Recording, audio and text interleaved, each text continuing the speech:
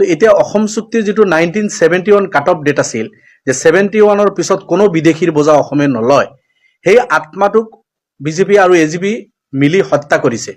হত্যা কৰি তেখেতসকলে কা পাছ কৰিছে, চিটিজেনশ্বিপ এমেণ্ডমেণ্ট এক্ট পাছ কৰি 71ৰ পিছত 2014লৈকে যিমান বিদেশী আহিছে বা আহিব সেইসকলক বিজেপি আৰু এজিপিয়ে ৰঙা দলিচা পাৰি দিছে আৰু অসম চুক্তিক নৎসাত কৰি অসম চুক্তিৰ আত্মাক হত্যা কৰি বিজেপি আৰু এজিপিয়ে তেখেতসকলে কা পাছ কৰিছে। এতিয়া আকৌ তেখেতসকলে অসম চুক্তিৰ বিজেপি চৰকাৰ অসম চুক্তিৰ ক্লজ 6ৰ ইমপ্লিমেণ্টেশ্যনৰ কাৰণে তেখেতসকলে এটা এক্সপাৰ্ট কমিটি বনাই দিছিল। আপোনালোকে জানে বিপ্লৱ শৰ্মা ডাঙৰীয়াৰ নেতৃত্বত এটা কমিটি হৈছিল যে অসম চুক্তিৰ ক্লজ 6ৰ ইমপ্লিমেণ্টেশ্যন কেনেকৈ কৰিব লাগিব পৰামৰ্শ বুলি তেখেতে আগবঢ়াইছে। আৰু সেই পৰামৰ্শ দিল্লীৰ হোম মিনিষ্ট্ৰীয়ে ল'ব লাগিছিল, তেখেতসকলে গঠন কৰি দিছিল। কিন্তু আপোনালোকে জানে বিপ্লৱ শৰ্মা ডাঙৰীয়াৰ প্ৰতিবেদন দিল্লীৰ হোম মিনিষ্ট্ৰীয়ে সেইটো নললে, গ্ৰহণ নকৰিলে।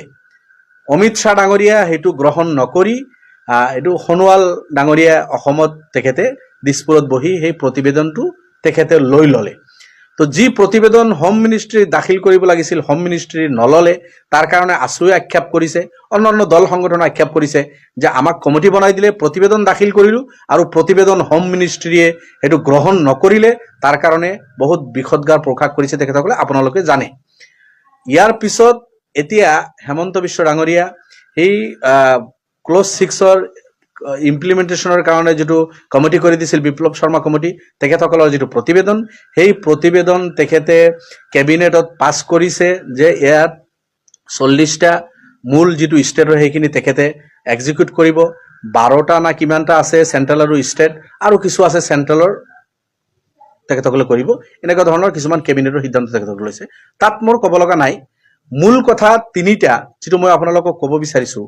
অসম চুক্তিত বা সেই চুক্তিত বহুত কথা আছে, তাতে অসমৰ সামগ্ৰিক ডেভেলপমেণ্টৰ কথা আছে, অসমীয়া ভাষাৰ সুৰক্ষাৰ কথা আছে, অসমীয়া কৃষ্টি কালচাৰ সুৰক্ষাৰ কথা আছে, অসমত IIT IIMৰ কথা আছে, আপোনাৰ ৰিফাইনাৰীৰ পৰা আৰম্ভ কৰি বিভিন্ন চেণ্ট্ৰেল ইউনিভাৰ্চিটিৰ পৰা আৰম্ভ কৰি বিভিন্ন ডেভেলপমেণ্ট, এডুকেশ্যন, হেল্থ বা বিভিন্ন ছেক্টৰত কিছুমান দাবী বা ডিমাণ্ড সেই কথাবোৰ আছিল।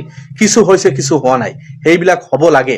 আমিও কওঁ অসম চুক্তিত যে সেই প্ৰতিশ্ৰুতিবিলাক আছিল সেই প্ৰতিশ্ৰুতিখিনি চৰকাৰে ৰক্ষা কৰক, অসমীয়া ভাষা ৰক্ষা কৰক, অসমীয়া কৃষ্টি কালচাৰ সংস্কৃতি আমাৰ আৰু ৰিচ কৰক, আৰু ইয়াৰ মানে প্ৰটেকশ্যনৰ কাৰণে যি ব্যৱস্থা ল'ব লগা আছে সেইখিনি কথা নাই, এইখিনি লগত আমি একমত, গোটেইখিনি ঠিক আছে।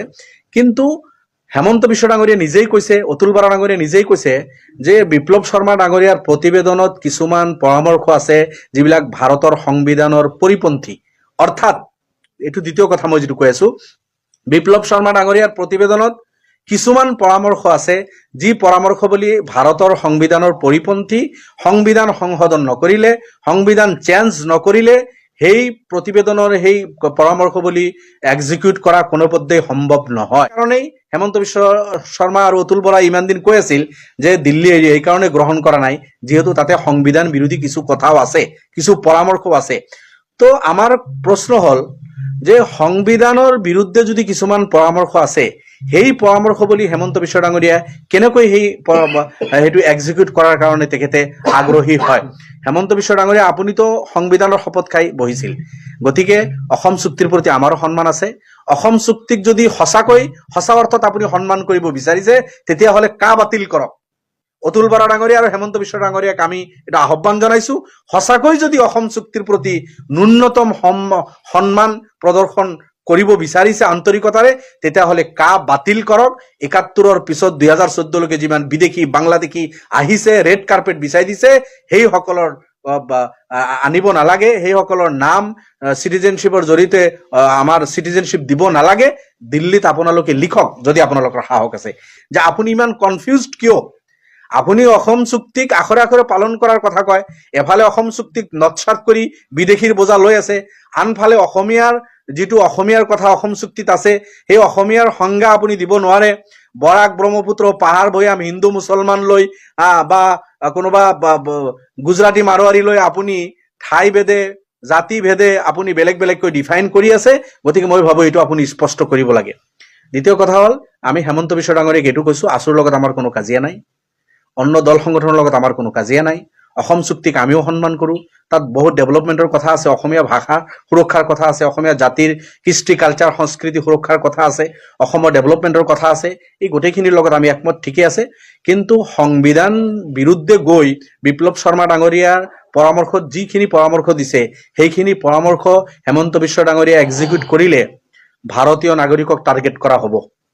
গতিকে হেমন্ত বিশ্ব ডাঙৰীয়াৰ প্ৰতি আমাৰ আহ্বান থাকিল যে সংবিধানৰ বিৰুদ্ধে গৈ আপুনি কিছু জাতি জনগোষ্ঠীক টাৰ্গেট কৰি, অকল মুছলমান নহয়, বঙালী হিন্দুসকলকো টাৰ্গেট কৰি আছে।